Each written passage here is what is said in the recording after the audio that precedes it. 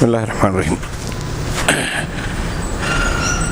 الحمد للہ نحمده ونستعینه ونستغفره ونؤمن به ونتوکل علیہ ونعوذ باللہ من شرور انفسنا ومن سیئات اعمالنا من يهده الله فلا مضل له ومن يضلل فلا هادی له واشهد ان لا الہ الا اللہ وحدہ لا شریک له واشهد ان محمدا عبده ورسوله اما بعد فإن خير الحديث كتاب الله وخير الهدي هدي محمد صلى الله عليه وسلم وشر الأمور محدثاتها وكل محدثة بدعة وكل بدعة ضلالة وكل ضلالة في النار. أعوذ بالله من الشيطان الرجيم. بسم الله الرحمن الرحيم. إن الذين فرقوا دينهم وكانوا شيعا لست منهم في شيء. وقال تعالى قل ارأيتم ما انزل الله لكم من رزق فجعلتم منه حراما وحلالا قل الله اذن لكم ام على الله تفترون. وقال تعالى ان الذين اتخذوا العجل سينالهم غضب من ربهم وذلة في الحياة الدنيا وكذلك نجزي المفترين. محترم حاضرین، ہم اور آپ مسلمان ہیں اللہ کا فضل اور اس کی توفیق سے. ایک آدمی اسلام کے دائرے میں داخل ہوتا ہے تو بنیادی طور سے اسے دو چیزوں کا ظاہری اور باطنی اعتراف کرنا پڑتا ہے، جن کو ہم شہادت گواہی کہتے ہیں، اور دونوں کو ملا کر شہادتین کہتے ہیں، یعنی دو گواہیاں. ایک یہ کہ اللہ کے سوا کوئی معبود برحق نہیں ہے، اس کو ہم کلمہ توحید کہتے ہیں، کلمہ طیبہ کہتے ہیں، اور اللہ تبارک و تعالیٰ نے اس کو اور بھی بہت سارے توصیفی نام دیے ہیں. اس کی شہادت گواہی.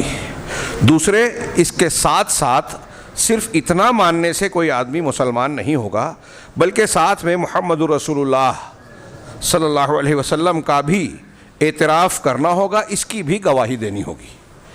ان دونوں کی گواہی کے ساتھ، دونوں کلمے کو ماننے کے بعد بندہ، کوئی بھی انسان مسلمان ہوتا ہے.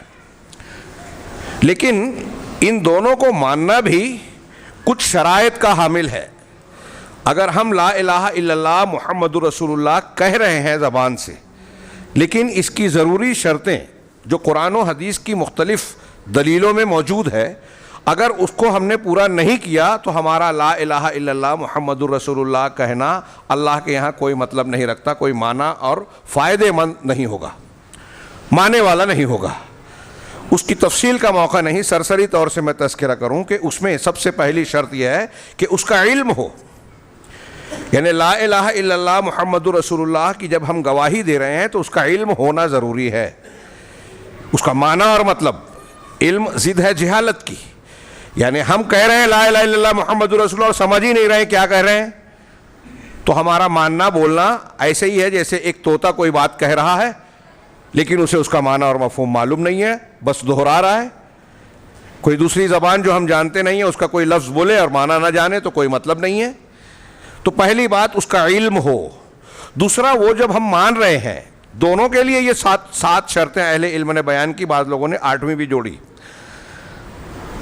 دونوں کے لیے شرطیں ہیں کہ پہلے اس کا علم ہو، نمبر 1. دوسرا، اس پر یقین ہو. یقین ضد ہے شک کی. کوئی انسان لا الہ الا اللہ محمد رسول اللہ کی گواہی دے لیکن دل میں شک ہو کہ میں جو گواہی دے رہا ہوں معلوم نہیں یہ صحیح ہے یا غلط، تذبذب میں پڑا رہے، تردد میں ہو، تو ایمان یقین کا مطالبہ کرتی. ایمان کا مطلب ہی لفظی معنی ہوتا ہے یقین کرنا. اگر شک ہے تو یہ ایمان نہیں ہے، اور شک ہے تو اسلام میں آدمی داخل ہوا نہیں ہے. لا الہ الا اللہ محمد رسول اللہ شک کے ساتھ اللہ کے ہاں قابل قبول نہیں ہے. یہ جو باتیں میں کہہ رہا ہوں موقع نہیں ہے، ان میں سے ہر بات کی قرآن سے اور حدیث سے متعدد دلیلیں ہیں. تیسری چیز، ایک تو علم ہو، دوسرا یقین ہو، تیسرا اخلاص ہو.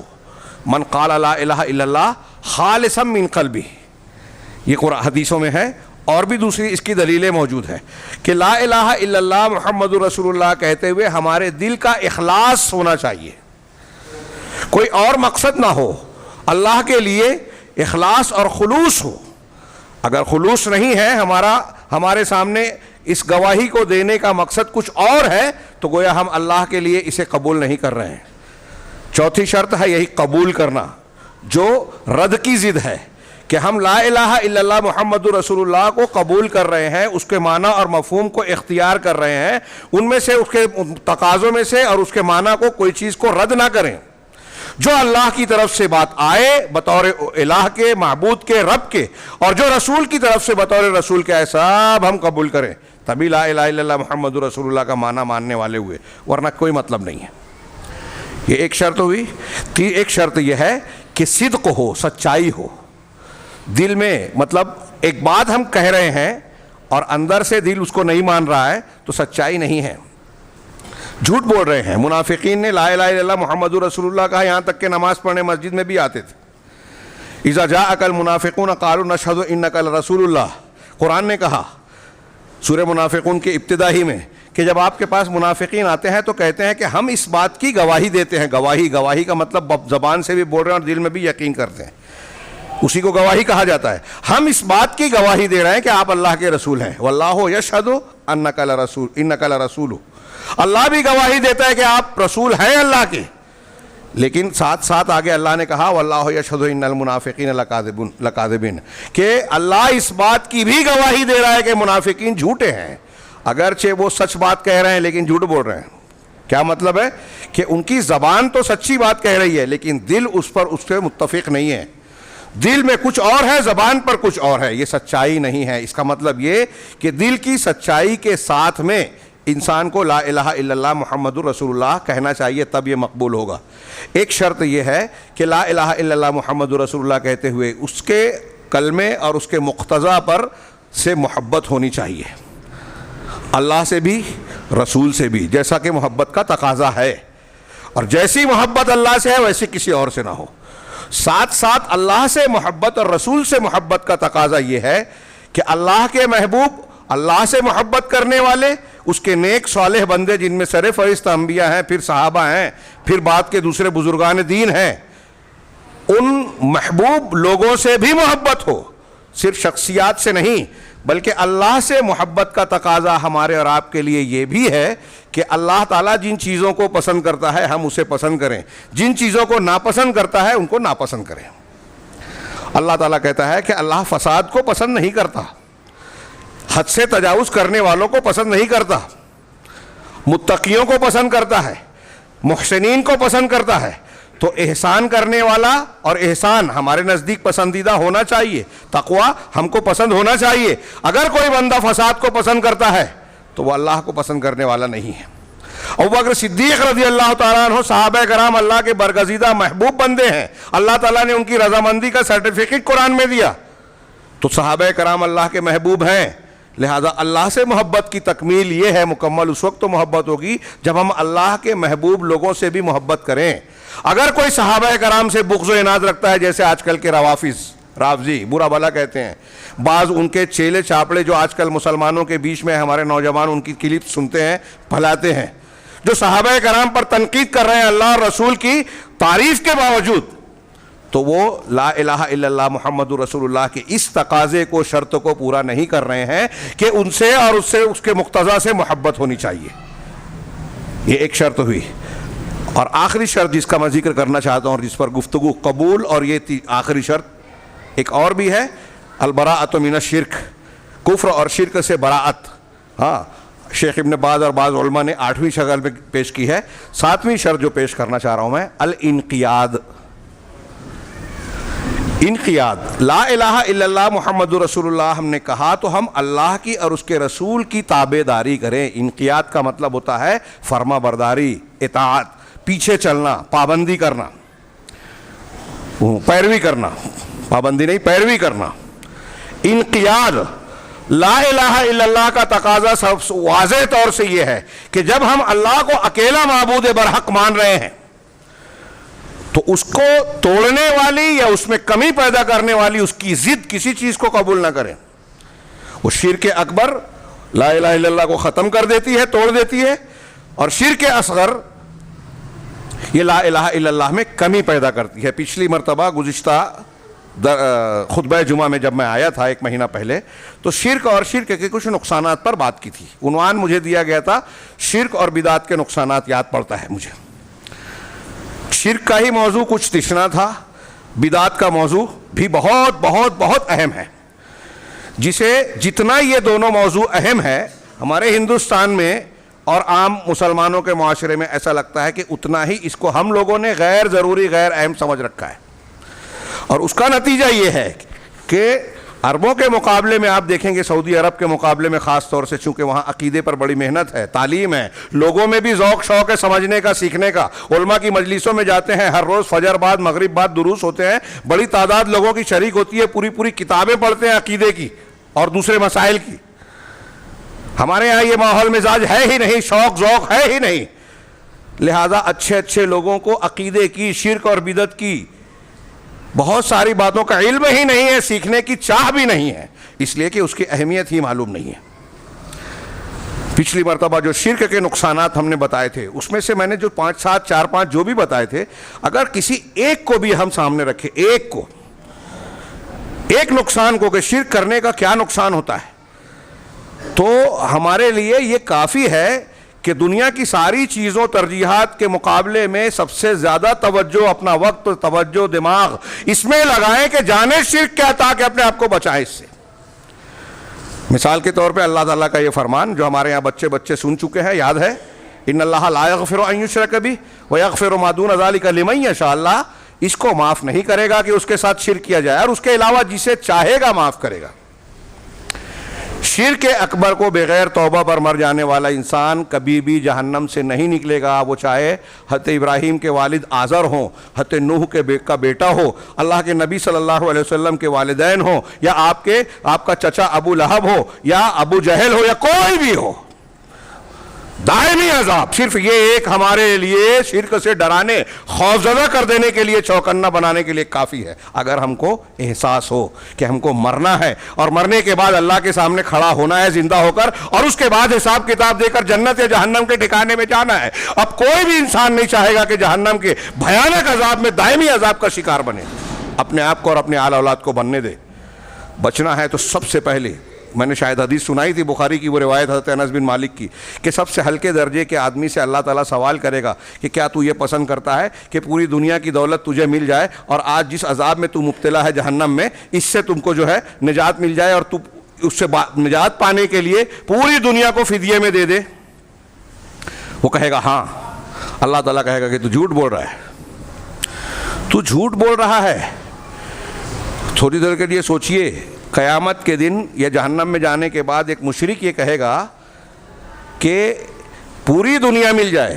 آج ہم لوگ کوئی ایک گاؤں ایک شہر خرید سکتے ہیں؟ کتنا مارے پھرتے ہیں دنیا کے پیچھے. ہاں, جہنم کو بھلا دیا. لیکن جب جہنم میں جائے گا بندہ, اللہ ہمیں بچائے, تو وہاں یہ کہے گا کہ ایک گاؤں نہیں, ایک شہر نہیں, پوری دنیا مجھے مل جائے تو پوری دنیا دے کے اس عذاب سے بچنے کی کوشش کروں گا ایسا. تو اللہ کہا کہ اللہ تعالیٰ جواب دے گا کہ تو آدم کی پیٹھ میں تھا, اسی وقت میں نے تجھ سے عہد و پیمان لیا تھا, اور تجھ سے بس ایک چیز کا مطالبہ کیا تھا اس جہنم سے نکلنے اور بچنے کے لیے, کہ تو میرے ساتھ شرک نہیں کرنا. لیکن تو نے مانا نہیں, انکار کیا اور میرے ساتھ شرک کیا.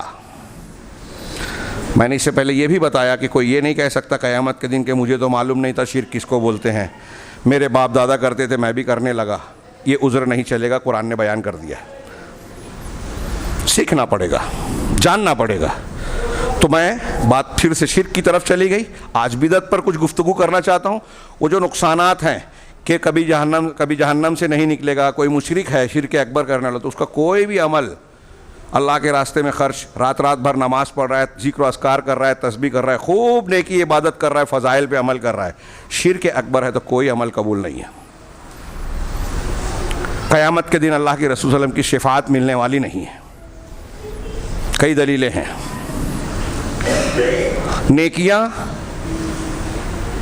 جو بڑھتی ہیں توحید کی بنیاد پر, برائیاں گھٹتی ہیں یا معاف ہوتی ہیں.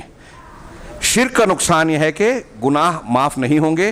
توحید کا فائدہ یہ ہے اس کی ضد کہ گناہ معاف ہوں گے. آدمی چاہے زمین بھر کر گناہ لے جائے, اگر شرک نہیں کیا ہے تو اللہ پورے گناہ معاف کرے گا.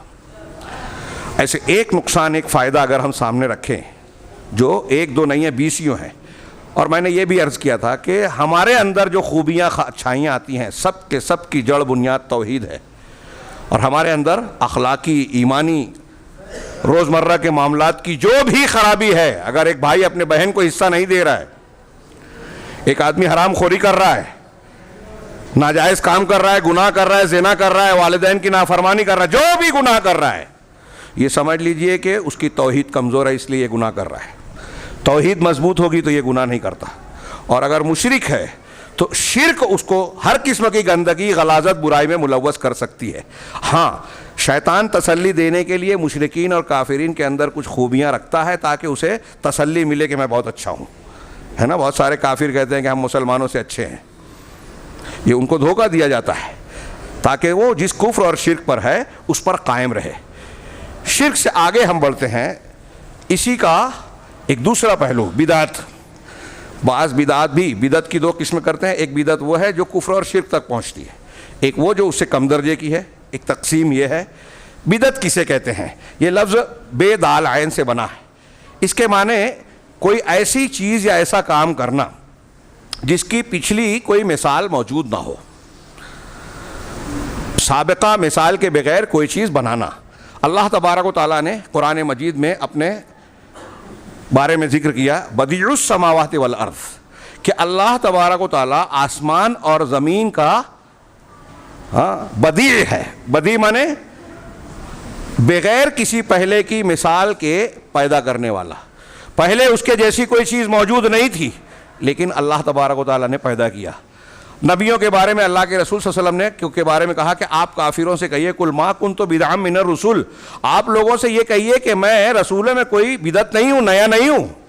ایسا نہیں ہے کہ میں پہلی مرتبہ یا پہلا آدمی ہوں جو دنیا میں آیا اور اللہ کی رسالت کا دعویٰ کر رہا ہوں کہ میں اللہ کا رسول ہوں۔ مجھ سے پہلے بھی بہت سارے رسول آ چکے ہیں اور ان کی سچائیوں کی دلیلیں اور سنت اللہ کا قانون موجود ہے، اس پر تو مجھے پرکھ سکتے ہو۔ میں کوئی نیا ایسا رسول نہیں ہوں کہ رسولوں کے سلسلے میں کچھ جدت یا نوعیت کے سلسلے میں نیا پن رکھتا ہوں۔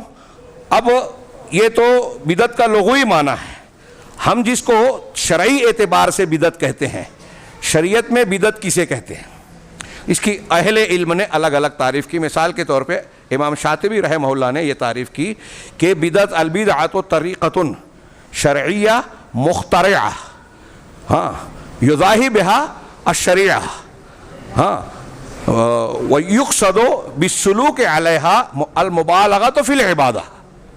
کہہ رہے ہیں کہ بدعت ایسا طریقہ ہے جس پر چلنے کے جو شریعت کے معنی میں ہے لیکن غیر شرعی ہے، شریعت سے الگ ہے، شریعت کے مقابلے میں شرعی انداز کا کوئی عمل ہو، کوئی چیز ہو، اور اس کو اختیار کیوں کیا جاتا ہے؟ تاکہ عبادت میں مبالغہ کیا جائے، اس پر چل کے عبادت میں مبالغہ زیادتی کی جائے اللہ تعالیٰ کا تقرب اختیار کرنے کے لیے، اس کا یہ مقصد ہوتا ہے۔ ایک تعریف امام شاطبی نے کی۔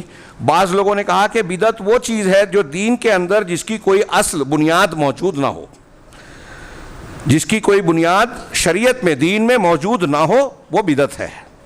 بعض لوگوں نے سمپل سی تعریف یہ کی کہ بدعت کہتے ہیں ہر وہ عمل عبادت دین کا سمجھ کر جو کیا جائے، ہاں یہ دنیاوی امور سے متعلق نہیں ہے، ابھی تھوڑی سی وضاحت ہوگی، دین سے متعلق ہر وہ عمل جو سنت کے خلاف ہو وہ بدعت ہے، جو سنت کے خلاف ہو وہ بدعت ہے۔ اب انہوں نے جو لغوی تشریح کی تھی کہ بدعت کا معنی نئی چیز پچھلی مثال کے بغیر کوئی چیز بنانا، اس اعتبار سے بدعت 2 طریقے کی ہے۔ ایک ہے بدعت فی العادات، عادات میں، معمولات میں، دنیا کے معاملات میں۔ ہاں ہم جیسے کپڑا پہنتے ہیں، یہ عمارتیں بنا رہے ہیں، مشینیں بنا رہے ہیں، یہ موبائل نئے ڈھنگ کی چیز بن گئی، پہلے نہیں تھی، 100 سال پہلے یا کچھ سالوں پہلے نہیں تھا، یہ پنکھا اور اس طرح کا کہ مشینیں پہلے نہیں تھیں، تو یہ عادات میں نئی چیز ہے جو پہلے جس کی مثال ناموجود ہو۔ یہ مباح ہے، جائز ہے، بلکہ بعض اوقات یہ مستحسن اور اچھی چیز ہے، اس کی ترغیب دی ہے قرآن نے۔ وَأَعِدُّوا لَهُ مَا اسْتَطَعْتُمْ، موقع نہیں ہے کہ میں اس کی دلیلوں کے سلسلے میں جاؤں، ضرورت پڑے گی تو انشاءاللہ دلیلیں بہت ساری موجود ہیں۔ تو دنیا کے معاملات میں ترقی کرنا، نئی نئی چیزیں ایجاد کرنا، شریعت نے اس کو مباح رکھا ہے، اور شریعت کے فقہا کے یہاں ایک اصول ہے کہ معاملات اور عادات میں اصل چیز ہے جائز ہونا، یعنی ہر چیز جائز ہے جب تک کہ کسی چیز کے حرام ہونے کی دلیل نہ ہو. یہ معاملات میں کھانے پینے میں ہر چیز جائز ہے. یہ جو بات میں کہہ رہا ہوں یہ فقہا کے یہاں ایک اصول کی طرح مشہور ہے، اور اس کی قرآن حدیث سے بہت سی دلیلیں ہیں، ایک دو نہیں متعدد دلیلیں ہیں کہ ہر چیز جائز ہے جب تک کہ کسی چیز کے حرام ہونے کی دلیل نہ ہو. کھانے پینے میں، معاملات میں، لہذا دنیاوی امور میں ہر چیز جائز ہے. آپ مشینوں کا استعمال کر سکتے ہیں. ہاں شریعت سے اگر کوئی چیز ناجائز ہے تو پھر اس کا ممنوع ہونا واضح ہوگا. دوسری چیز بدعت فی العبادات، یہ عادات کی بدعت ہے. دین کے سلسلے میں یا عبادت کے سلسلے میں بدعت اختیار کرنا، نئی چیز اختیار کرنا، یہ حرام ہے. عبادات سب کے سب توقیفی ہوتی ہیں. اس سے پہلے میں نے یہ بات بیان کی. عقیدہ اور عبادات دماغ میں رکھیے گا، یہ تعلیمی اعتبار سے، دین کی ایک تعلیم کے اعتبار سے، کہ جتنی عبادت ہم کرتے ہیں یا شریعت کی عبادت سمجھتے ہیں جس کو، یا جو عقیدے اور ایمان کے طور پر ہم جس چیز کو قبول کرتے ہیں، ہم کسے قبول کریں گے؟ فلاں اور فلاں نے کہا تو وہ ہمارا عقیدہ بن جائے گا، بزرگان دین نے بتایا تو ہم وہ عبادت مان لیں گے؟ نہیں. عبادت میں اور عقیدے کے معاملے میں یہ بھی اہل سنت والجماعت کے تمام گروہوں میں متفقہ اصول ہے کہ عبادات اور عقائد توقیفی ہیں. توقیفی کا مطلب کیا ہے؟ کہ جو موقوف ہے قرآن اور حدیث پر. لا الہ الا اللہ محمد رسول اللہ کے انقیاد کے معنی میں، قبول کے معنی میں یہ شامل ہے. شرائط میں ہم جب کلمہ پڑھ رہے ہیں، دونوں شہادتین دے رہے ہیں، اس کے ذریعے سے اسلام میں داخل ہو رہے ہیں، یہ ماننا پڑے گا کہ اللہ کے سوا کوئی معبود برحق نہیں ہے، تو قانون اسی کا چلے گا، دین اور شریعت اسی سے لیں گے. کس کے ذریعے سے؟ اللہ کا دیا ہوا رسول کے ذریعے سے. اگر دنیا کا کوئی بہتر سے بہتر عمل ہے، کتنی بڑی بھی لمبی داڑھی والا زمین پہ اس کی داڑھی گھسٹ رہی ہو، ہاں ہوا میں اڑ رہا ہو، پانی پہ چل رہا ہو، لیکن اگر اس کی بات اللہ کی بات کے، رسول اللہ صلی اللہ علیہ وسلم کی بات کے خلاف ہے تو وہ ہمارے لیے قابل قبول نہیں ہوگی.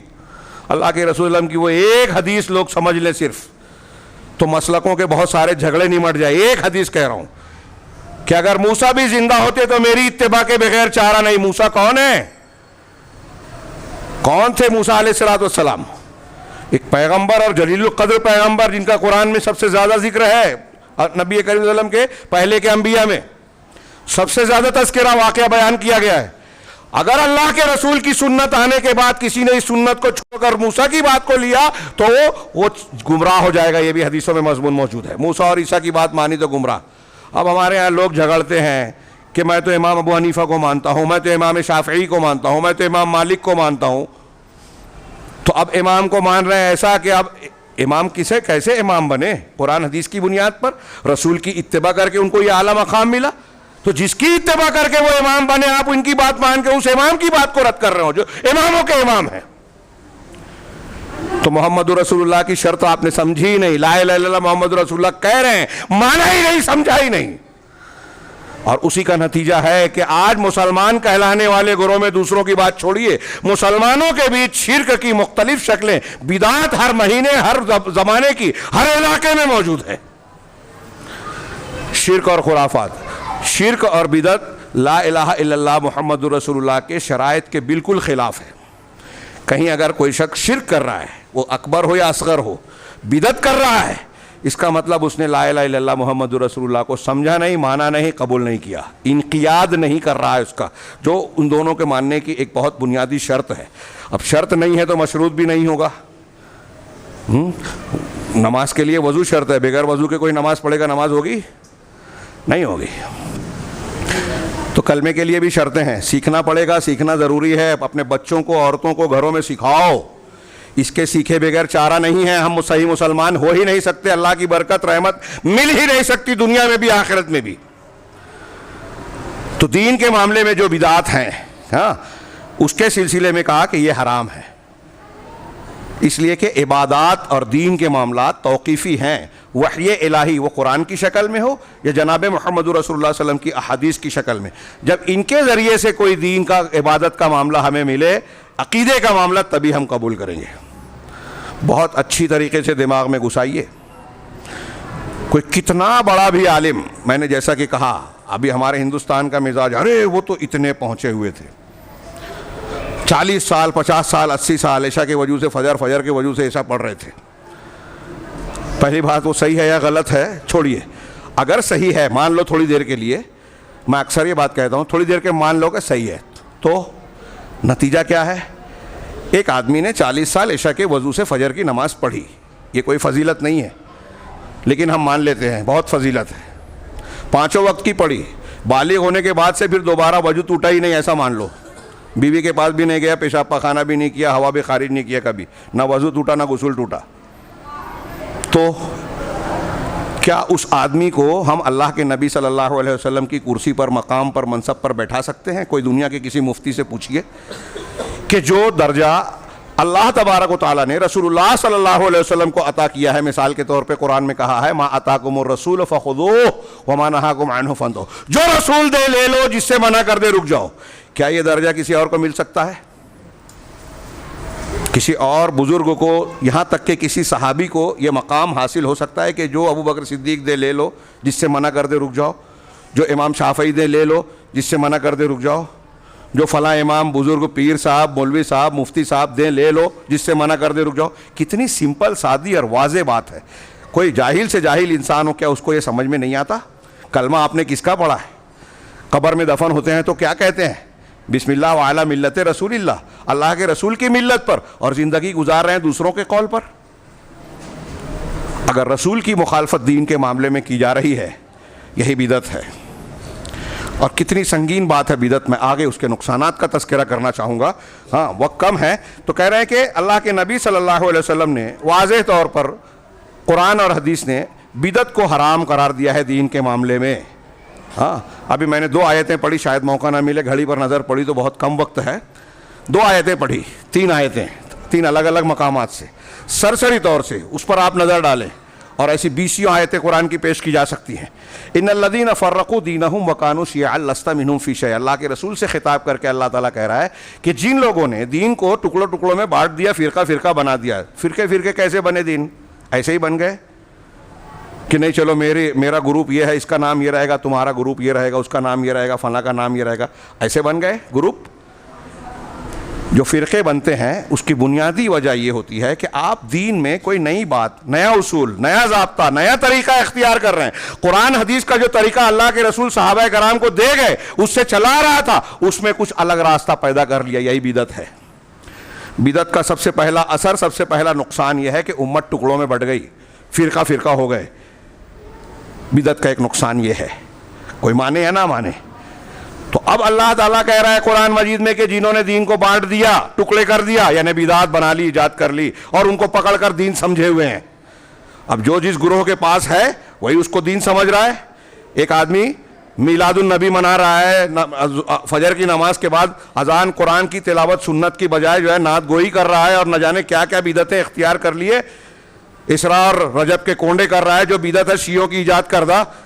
ہاں معراج کی رات کو 27 رجب کو، جبکہ تاریخ بھی جو ہے پکی معلوم نہیں ہے تاریخ اسلام سے، اس کو مقرر کر لیا کہ اس میں فلاں محفل ہوگی، فلاں جشن ہوگا، مسجدوں کے لائٹ جلا دیں گے، ایسا کیا جائے گا، سب بدعت، نیا طریقہ جو صحابہ نہیں جانتے تھے دین کا حصہ، وہ ایجاد کر لیا، تو دین کا چہرہ بگاڑ دیا، دین کو بدل دیا، نیا دین بنا لیا، اور نہیں نیا دین نیا فرقہ بن گیا۔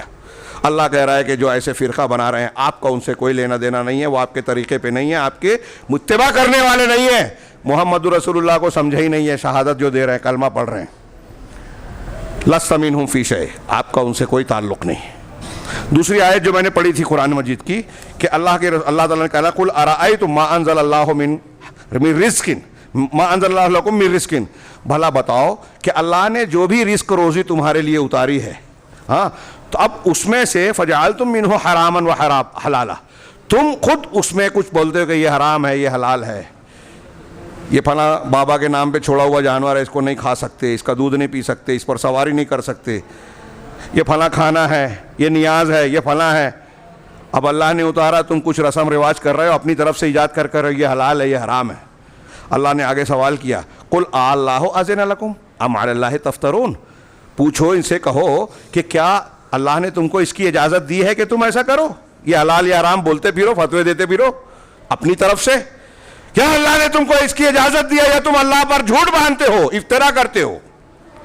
ایک آیت میں نے پڑھی تھی سورہ اعراف کی، بنی اسرائیل کے لوگوں کے بارے میں اللہ نے کہا ان الذین اتخذوا العجل، جن لوگوں نے بچڑے کو اختیار کیا، یعنی بچڑوں کی عبادت کی، بنی اسرائیل کے لوگوں نے بچڑا بنایا، اس کی پوجا کی، سینالہم غضب من ربہم، انہیں ان کے پروردگار کی جانب سے عنقریب غضب لاحق ہوگا۔ علامہ ابن کثیر نے اس کی تفسیر کی، سلف کے اقوال نقل کیے کہ غضب تو دنیا میں ان کو ملا کہ اللہ تعالیٰ نے اس سلسلے میں جب انہوں نے توبہ کرنا چاہی تو توبہ اس وقت تک قبول نہیں کی کہ تم یہاں تک کہ تم فتوبوا الی بارئکم فاقتلوا انفسکم، یہ حکم دیا کہ آپس میں ایک دوسرے کو قتل کرو۔ جب تک قتل نہیں کیا ایک دوسرے کو اللہ نے ان کی توبہ قبول نہیں کی، یہ اللہ کے غضب کا نتیجہ تھا۔ ہاں آگے اللہ نے فرمایا وَذِلَّةٌ فِي الْحَيَاةِ الدُّنْيَا، ان کو عنقریب اللہ کا غضب، پروردگار کا غضب لاحق ہوگا اور دنیا کی زندگی میں ذلت لاحق ہوگی۔ آج مسلمان پوری دنیا میں ذلیل خوار ہیں، بڑی بڑی باتیں ہم کرتے ہیں، تقریریں کرتے ہیں، پریشانی میں مبتلا کہ ہمارے خلاف ظلم ہو رہا ہے، قانون بن رہا ہے، بیجا گرفتاری کی جاتی ہے، ہمارے خلاف NRC CNA بنا کر جو ہے ہندوستان کی شہریت چھیننے کی کوشش کی جا رہی ہے، برما میں ظلم ہو رہا ہے، فلسطین میں مظالم ڈھائے جا رہے ہیں، بوسنیا چیچنیا میں ہمارے ساتھ انتہائی خطرناک قسم کے مظالم کی گئے۔ دنیا کا کوئی حصہ ایسا نہیں ہے جہاں مسلمانوں کے خلاف کسی نہ کسی قسم کی سازش نہ رچی جا رہی ہو، ظلم نہ کیا جا رہا ہو۔ شام تپ رہا ہے برسوں سے، اہواز میں شیعوں کا ظلم سنیوں پر برسوں سے جاری ہے۔ بہت سی چیزیں ہم جانتے بھی نہیں، اپنے گھر میں آرام سے سوتے ہیں اور سمجھتے ہیں کہ ہم بچے ہوئے ہیں۔ یہ جو مصیبتیں مسلمانوں کا پیچھا پکڑے ہوئے ہیں، اس کی وجہ قرآن بتا رہا ہے کہ یہ ذلت دنیا کی کیوں ملتی ہے۔ تم نے اپنے من سے بچڑے کی پوجا اختیار کر لی، اللہ نے اگلا جملہ کہا وَكَذَلِكَ، آپ کہیں کہ ہم نے تو بچڑے کی پوجا نہیں کی، لیکن قبروں کی پوجا تو کر رہے ہیں آپ، تعزیے کی پوجا تو کر رہے ہیں آپ، رجب کے کونڈے تو بنا رہے ہیں آپ، رجب کی بدعت، شعبان کی بدعت، سفر کی بدعت، ہر مہینے کی بدعت جو اللہ رسول نے نہیں بتایا وہ مان رہے ہیں، لا الہ الا اللہ محمد رسول اللہ کہہ رہے ہیں، سمجھ رہے ہیں مسلمان ہیں۔ کہاں کے مسلمان؟ اللہ رسول کی بات قابل قبول نہیں ہے، ان کے دین میں کمی لگتی ہے آپ کو۔ بدعت کا ایک نقصان یہ ہے کہ بدعتی یہ بولتا ہے کہ دین کم تھا میں پورا کر رہا ہوں، جو رسول نے نہیں بتایا وہ مجھے معلوم ہے۔ امام مالک یہ کہتے ہیں، دلیلوں کا موقع نہیں ہے تفصیل کا۔ چنانچہ اللہ نے آگے فرمایا وَكَذَلِكَ نَجْزِي الْمُفْتَرِينَ، ہر افطرا کرنے والے، دین کے افطرا کرنے والا کسے کہتے ہیں؟ جو چیز دین میں نہیں ہے، قرآن حدیث میں نہیں ہے، آپ بولیں کہ ایسا ہے، یہ اللہ پر اور رسول پر جھوٹ باندھنا ہے۔ آج ہمارے ہاں فضائل کے نام پہ کتنی جھوٹی حدیثیں چل رہی ہیں۔ یہ ابھی رجب کا مہینہ چل رہا ہے نا، پہلی جمعرات کو روزہ رکھنا چاہیے، رات میں جو ہے عبادت جمعہ کو کرنی چاہیے، صلاۃ الرغائب پڑھنا چاہیے، کوئی صحیح حدیث نہیں ہے، جھوٹی حدیث۔ رجب کا کونڈا، شیعوں نے جھوٹے واقعے کو، لکڑہارے کا واقعہ بیان کر کے لوگوں میں رائج کر دیا، ہمارے سنی بھی کر رہے ہیں، کسی کو پتہ نہیں۔ 400 سال تک ان سب چیزوں کا کوئی وجود نہیں تھا مسلمانوں میں۔ 27 رجب کو جو اسراء اور معراج کی جشن منایا جاتا ہے، کوئی وجود نہیں تھا، بدعت ہے۔ اس کو آج میں ابھی منبر رسول سے بول رہا ہوں، آپ ہم بیان کیا کریں مسلمانوں میں، بہت سارے لوگوں میں چمک جائیں گے۔ کچھ لوگوں کو لگے گا کہ کیا وجہ یہ سب فضول کی بات کر رہے ہیں، ارے چل رہا ہے چلنے تو، جس کو جیسا سمجھ میں آ رہا ہے، یعنی وہ غیر ضروری سمجھتے ہیں۔ شرک اور بدعت کا رد کرنا، شرک اور بدعت کا رد کرنا اگر علماء کرام بند کر دیتے تو قرآن حدیث کی صحیح تعلیم آج ہمارے پاس بھی نہیں ہوتی۔ جیسے بنی اسرائیل کے لوگوں نے حق کو کھو دیا تھا، گم ہو گیا تھا، ایسے ہی آج بھی گم رہتا۔ یہ انہی کی قربانیوں کا نتیجہ ہے کہ تکلیفیں جھیلی، مخالفتیں سہی، ہاں لوگوں سے مار کھائی، گالیاں سنی، سب کچھ کیا، لیکن دین کے حق پر جمے رہے، تبھی ہمارے پاس حق پہنچا ہے ان کی قربانیوں کے تحت۔ اور ہم سوچتے ہیں کہ ہم دنیا داری میں بھی لگے رہے ہیں اور کبھی کبھی تھوڑا موڑا دین پر عمل کر کے اپنے آپ کو بیڑا پار کر لیں گے۔ یہ کوئی ایسا کھیل نہیں ہے، اللہ تعالیٰ نے مذاق میں دنیا اور آخرت کو نہیں بنایا، یہی ہمارا امتحان ہے۔ امتحان لے رہا ہے رب العالمین کہ لا الہ الا اللہ محمد رسول اللہ مانتے ہو کہ نہیں مانتے ہو؟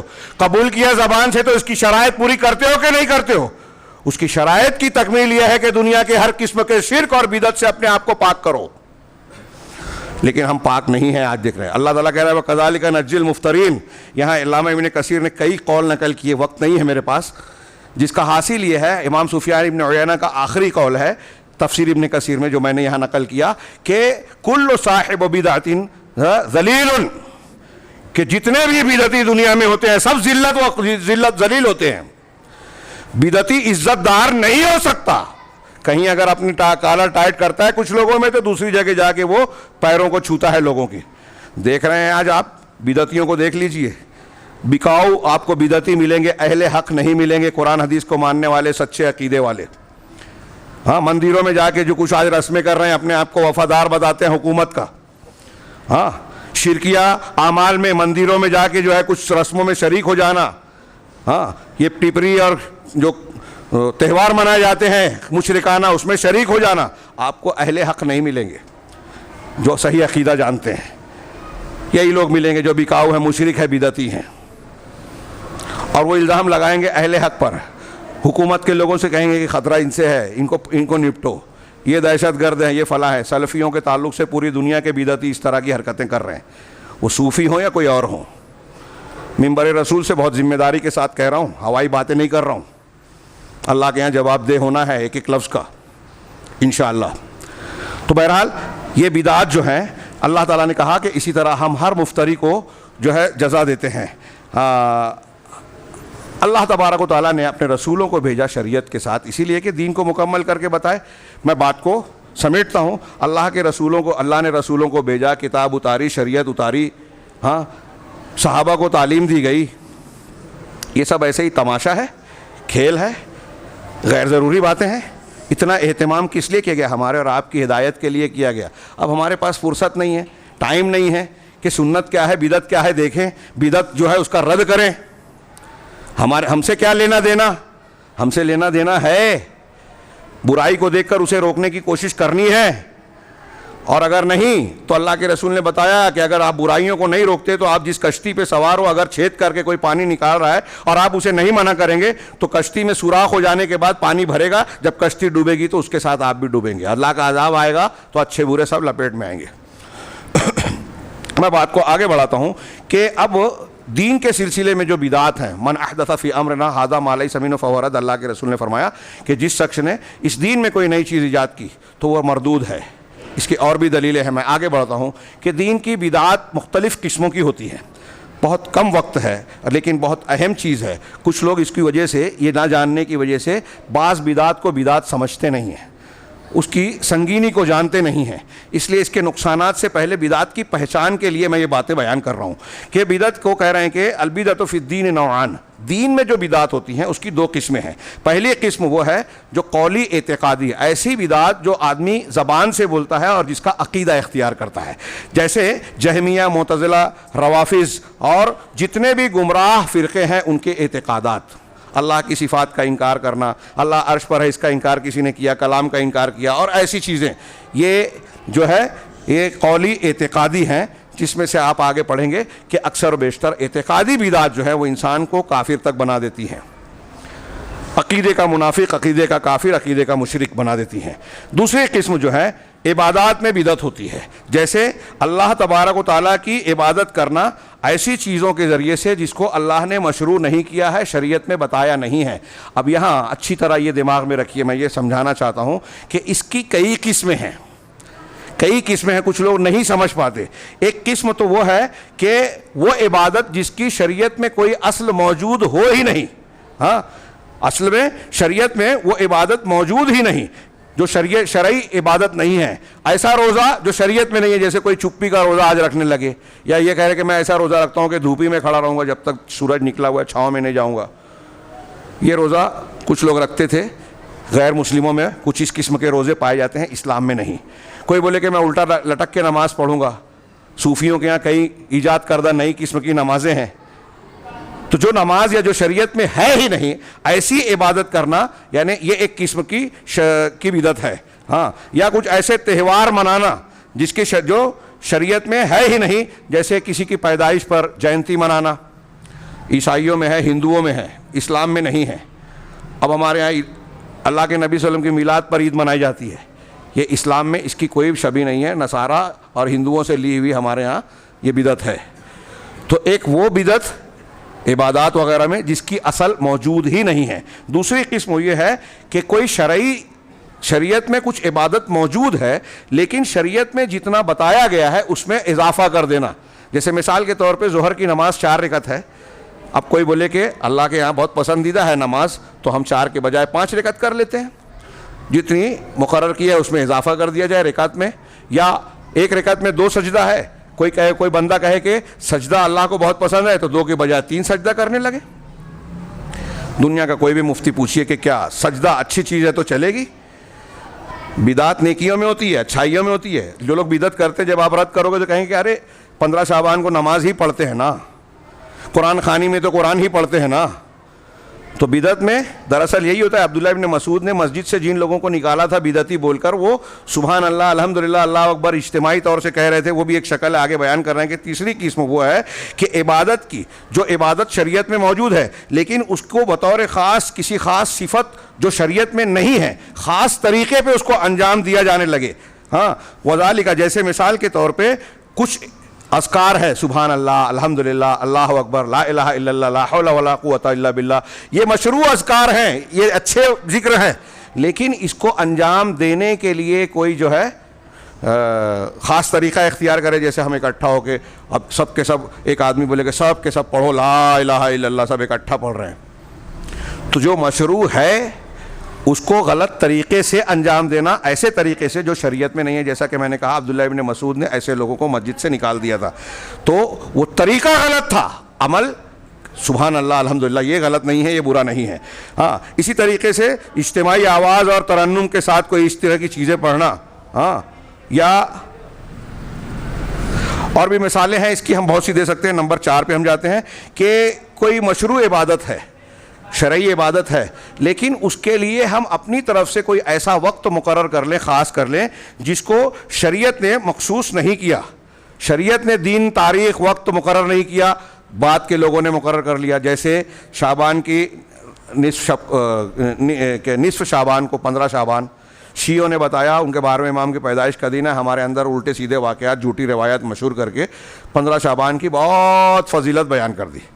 اب رمضان سے پہلے کچھ لوگ شعبان میں رمضان کی فضیلت ڈھونڈ لیتے ہیں، اور رمضان جس کی فضیلت، جس میں لیلۃ القدر کی فضیلت قرآن حدیث سے بالکل ثابت ہے، جس میں کوئی اختلاف نہیں ہے، اس کو لوگ نہیں مانتے، اس سے غافل ہو جاتے ہیں۔ ایک رات میں سارا گناہ معاف کر لیا، کسی سے چوری کی، کسی کا مال ہڑپ کیا، کسی کو دھوکہ دیا، سب سمجھتے ہیں معاف ہو گیا۔ بہت بڑا دھوکہ ہے، بدعت ہے۔ بدعت سے بعض لوگوں نے کہا بدعت کر کے آدمی اگر صفائی حاصل کر رہا ہے، ایسے ہی ہے جیسے گندے پانی سے، گٹر اور نالی کے پانی سے غسل کرے تو صفائی نہیں ہوگی اور گندگی آئے گی۔ ہر جمعہ میں اللہ کے رسول کہتے تھے کہ ہر بدعت، ہر نئی چیز بدعت ہے اور ہر بدعت گمراہی ہے۔ آدمی دین سمجھ کے عمل کرتا ہے لیکن گناہ ملتا ہے۔ تو یہ کہہ رہے ہیں کہ کسی وقت کو خاص کر لینا، 15 شعبان ہے، یہ رجب کی جو تاریخ آ رہی ہے، ہاں اسی طریقے سے رجب میں جو ہے مخصوص دن کا کوئی دن مقرر کر کے یہ کہنا کہ اس دن کا روزہ فضیلت والا ہے۔ ہاں ایسی بہت ساری چیزیں جو کہ دلیل کی محتاج ہوتی ہیں، بغیر دلیل کے وہ مقرر کر لی جائے۔ ہاں اب یہ جو بدعتیں ہیں عبادات اور اعتقاد میں، یہ حرام ہے، لیکن اپنی نوعیت کے اعتبار سے ان کے حرام ہونے کا درجہ الگ الگ ہوگا۔ کچھ بدعات ایسی ہیں جو صریح طور پر کفر ہوتی ہیں، جیسے کسی قبروں کا طواف کرنا۔ بزرگوں کی قبر کا طواف صرف مکہ المکرمہ میں کعبہ مشرفہ کا ہوتا ہے، نبی کریم صلی اللہ علیہ وسلم کی قبر مبارک کا بھی نہیں کیا جا سکتا، ثابت نہیں ہے، صرف روضے کا۔ جیسے اب کوئی قبر پر کسی مزار پر جا کے طواف کر رہا ہے تو یہ کفر ہے، ایک ایسی عبادت جو شریعت میں ہے ہی نہیں، آپ کر رہے ہیں مشرکین کی طرح اور اس کو تعظیم کر رہے ہیں غیر اللہ کی، صاحب قبر کی، یہ کفر والی بدعت ہوگی۔ تو قبروں کا طواف کرنا اس قبر والے اصحاب کے تقرب کے لیے، اسی طرح قبروں کو ذبح کرنا، جانور کاٹنا، ہاں اور نظر ماننا، اسی طرح اصحاب قبور سے دعا کرنا، ان سے فریاد طلب کرنا، ایسے ہی جہمیہ اور معتزلہ کی باتوں کو کہنا۔ اب جہمیہ معتزلہ ہم نہیں جانتے، یہ وہی ہے بدعت، عقل کی بنیاد پر دین کو ماننا۔ ہمارے ہاں کچھ لوگ جیسے مثال کے طور پہ کہتے ہیں کہ عقل میں نہیں آتا کہ قبر میں جانے کے بعد عذاب کیسے ہوگا، عذاب قبر قرآن و حدیث سے ثابت ہے، نہیں مانتے، عقل میں نہیں آتی، معجزات عقل میں نہیں آتے، رد کر دیا۔ اللہ تبارک تعالیٰ کے اسماء و صفات عقل میں نہیں آ رہے ہیں، رد کر دیا، ہاں جو قرآن حدیث سے ثابت ہے۔ تو جہمیہ اور معتزلہ کے اقوال انہی میں سے وَمِنْهَا مَا هُوَ وَسَائِلُ الشِّرْك، کچھ تو ایسے ہیں بدعت جو شرک ہے، کفر ہے، کھلا شرک ہے، کچھ ایسے ہیں جو شرک کا ذریعہ وسیلہ ہیں، جیسے قبروں پر مسجد بنانا، عمارت بنانا۔ اللہ کی عبادت کے لیے قبر پر عمارت بنائی جا رہی ہے، اس کا صاحب قبر کی نہیں، یہ سمجھ کر کے یہاں عبادت کرنا مفید ہوگا، زیادہ فضیلت والی بات ہوگی۔ اس کو اللہ کے رسول نے کہا ہے کہ یہود و نصارہ پر اللہ کی لعنت ہو، انہوں نے اپنے انبیاء کی قبروں کو انبیاء کی قبروں کو مسجد بنانا لعنتی کام ہے۔ اللہ کے رسول نے لعنت بھیجی، ایک مرتبہ نہیں، بار بار بھیجی۔ ہاں، والصلاۃ والدعاء عندہا، اسی طریقے سے قبر پر نماز پڑھنا اللہ کے لیے، اگر قبر والے کے لیے پڑھی تو شرک اکبر ہو جائے گا، اللہ کے لیے قبر پر پڑھ رہے ہیں یہ سمجھ کے کہ یہاں زیادہ فضیلت ہے، تو یہ جو ہے شرک تک پہنچانے کا ذریعہ ہے، وسائل شرک ہے۔ اور اس پر دعا کرنا، اور کچھ ایسے ہیں جو فسق، اعتقاد میں فسق پیدا کرنے والی بدعت ہے، جیسے خوارج، قدریہ، مرجیہ کے اقوال اور اعتقادات کی بدعت، ان کے درجات ہوں گے۔ یہ جو میں نے جملہ کہا، اہل علم اس میں سے کچھ اعتراض کر سکتے ہیں کہ آپ نے اس کو فسق کیسے کہا، فسق کے بھی درجات ہوتے ہیں، اس میں سے بعض کو کافرانہ ہوں گے، بعض ایسے ہیں کہ کفر کے درجے سے کم کی بدعتیں ہیں جو شرعی دلیلوں کے خلاف ان کے اقوال ہیں۔ ومنہا، اور کچھ ایسے ہیں، بعض ایسی بدعتیں ہیں جو کہ معصیت اور گناہ ہیں، جیسے تبتل، ہاں، غیر شادی شدہ بننا، کہ میں جو ہے شادی بیاہ نہیں کروں گا، اپنے آپ کو کاٹ لینا، ہاں، اور اسی طریقے سے سورج کی روشنی میں کھڑے ہو کر روزہ رکھنا، یا اپنے آپ کو خصی کر لینا، مردانہ قوت کو ختم کر لینا، ہاں، تاکہ جمع کی قدرت ختم ہو جائے۔ یہ چند باتیں میں نے بدعت کی پہچان کے لیے کہی، وقت بہت زیادہ ہو گیا، کچھ لوگوں کو ضرورت ہوگی، میں نکات وار بغیر دلیل کے، اس میں سے ہر بات کی دلیل ہے اور میں پیش کر سکتا ہوں، لیکن بغیر دلیل کے بدعت کے کچھ نقصان صرف ذکر کر رہا ہوں آپ کے سامنے۔ اندازہ لگائیے کہ بدعت کتنی سنگین اور کتنی نقصان دہ چیز ہے دنیا اور آخرت میں۔ نمبر ایک کہ اگر کوئی بدعتی ہے تو اس کے عمل برباد ہو جائیں گے، کتنے بھی زیادہ ہوں۔ اس سلسلے میں ایک حدیث ہے، امام حسن بصری کا قول ہے کہ اللہ تبارک و تعالیٰ صاحب بدعت کی توبہ نہیں قبول کرتا، یا اس کی نماز روزے کو قبول نہیں کرتا، نہ حج عمرے کو قبول کرتا ہے۔ نمبر دو، بدعت کے لازمی تقاضوں میں سے یہ ہے کہ بدعتی یہ کہتا ہے کہ دین کامل نہیں ہے، جبکہ اللہ کہتا ہے کہ دین کو ہم نے مکمل کر دیا، اور یہ بدعتی کہتا ہے کہ ابھی مکمل نہیں تھا، میں کچھ بڑھا رہا ہوں۔ ہاں، ایسی چیز کو بھی اختیار کر رہا ہوں جو اللہ کے قرآن میں، رسول کے فرمان میں نہیں ہے۔ 3 نمبر کہ بدعتی جو ہے، اس کا کرنے والا، بدعت کا کرنے والا شیطان کا مددگار ہے، شیطانی شریعت کو پھیلا رہا ہے، قرآن حدیث کے خلاف دین کو پھیلا رہا ہے۔ ومن اعداء الرحمن، اور رحمان کے دشمنوں میں سے ہے، رسول کے دشمنوں میں سے ہے۔ اور چوتھا نقصان بدعت کا یہ ہے کہ یہ اللہ تعالیٰ کے نزدیک انتہائی ناپسندیدہ ہے، دوسرے بہت سارے گناہوں سے زیادہ اللہ کے نزدیک ناپسندیدہ ہے۔ شرک کے بعد سب سے بڑا گناہ بدعت ہی ہے، ہاں، اور یہ شاید اللہ کو ناپسندیدہ ہے، حضرت ابن عباس کا قول بھی ہے اس سلسلے میں، اور ابلیس کو سب سے زیادہ پسند ہے، کیونکہ بدعت دین کا بگاڑ بھی ہے، اور جب آدمی بدعت کرتا ہے تو سمجھتا ہے کہ میں اچھا کام کر رہا ہوں، توبہ نہیں کرتا۔ ایک آدمی جب اپنے آپ کو بیمار نہیں سمجھتا تو علاج نہیں کرتا، ایسے بدعتی ہے، بدعت کرتے ہوئے اپنے آپ کو سمجھتا ہے کہ بہت نیکی کر رہا ہوں، اللہ کے قریب ہوں، جبکہ وہ اللہ سے دور ہوتا جاتا ہے۔ نمبر 5 کہ اس کا کرنے والے کی دوسرے گناہ کرنے والوں کے مقابلے میں بدعتی کی توبہ کی امید نہیں ہوتی، جیسا کہ میں نے کہا، کیونکہ وہ اپنی بدعت کو گناہ نہیں نیکی سمجھ رہا ہے۔ 6 نمبر پر کہ ہر بدعت گمراہی ہے، اس میں سے کوئی بھی بدعت حسنہ اچھی بدعت نہیں ہے، دین میں اگر بدعت ہے تو وہ اچھی نہیں ہے۔ حضرت عمر نے جو جماعت سے تراویح قائم کی تھی 8 رکعت، کہ سب لوگ الگ الگ پڑھ رہے ہیں، تو وہ دین میں بدعت نہیں تھی، اس لیے کہ اللہ کے رسول صلی اللہ علیہ وسلم سے اس کا پڑھنا اور قولی حدیث میں پورے مہینے پڑھنا ثابت تھا۔ کل تک الگ پڑھ رہے ہیں، آج اکٹھا ہو گئے، اس کو حضرت عمر نے کہا جو لغوی اعتبار سے بدعت تھا، دین میں بدعت نہیں تھی، اور حضرت عمر کا کوئی عمل کرنا بدعت کہلا نہیں سکتا، کیونکہ اللہ کے رسول نے فرمایا ہے کہ میرے بعد میرے خلفائے راشدین کی سنت کو پکڑنا۔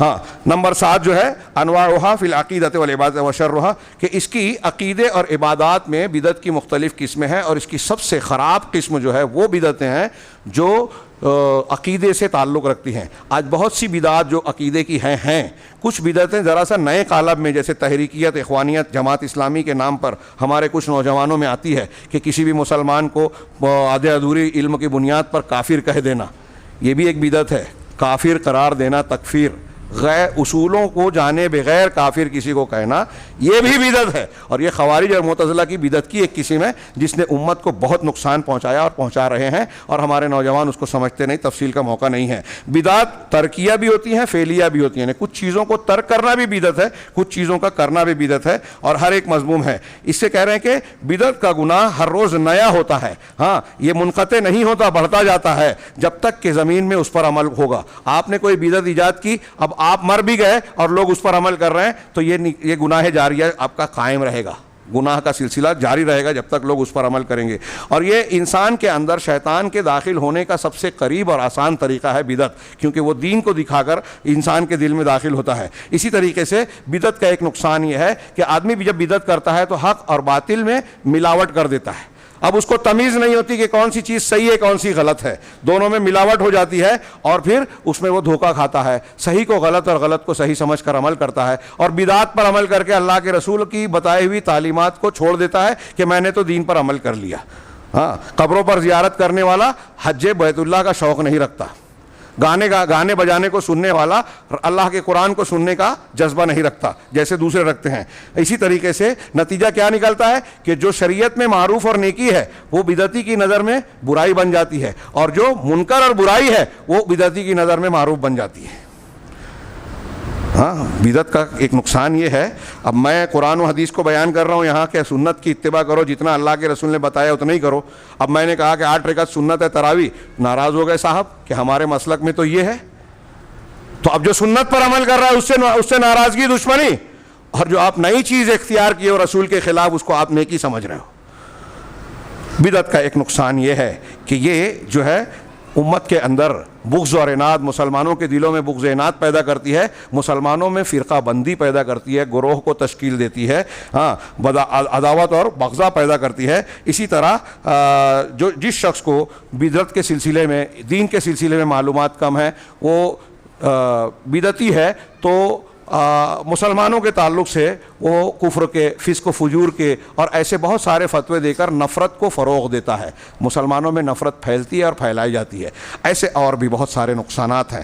آپ اس میں سے 1-2 نقصان کو بھی جو پہلے بیان ہوئے کہ بدعت سے عمل رد ہو جاتے ہیں, اللہ کے رسول صحابہ کے سامنے ہر جمعہ میں کہتے تھے کہ ہر نئی چیز بدعت, ہر بدعت گمراہی. تو اس سے کیا مقصد تھا؟ بار بار ہر جمعہ کو آپ کیوں تازہ کرتے تھے؟ اس کا مطلب یہ کہ بدعت کا بڑا خوف اور خطرہ ہے, اس سے چوکنا رہنا بہت ضروری ہے, اس سے بچنا بہت ضروری ہے, اور ان تمام چیزوں سے بچنے کے لیے ضروری ہے کہ ہم دین کے بنیادی چیزوں کو جانیں. جیسا کہ میں نے آغاز کیا تھا اسی بنیاد پر کہ ہم جس کلمے کو پڑھ کر اسلام میں داخل ہوئے ہیں, کم سے کم اس کلمے کا معنی, مفہوم, تقاضا تو سمجھیں, اس کی شرائط تو جانیں. اللہ تعالیٰ سے دعا ہے کہ وہ ہمیں صحیح دین کو جاننے, سمجھنے اور پھر اس پر عمل کرنے کی توفیق عطا فرمائے, اور اس کی برکت سے دنیا, برزخ اور آخرت کے ہر قسم کے فتنے اور عذاب سے پروردگار ہمیں محفوظ رکھے.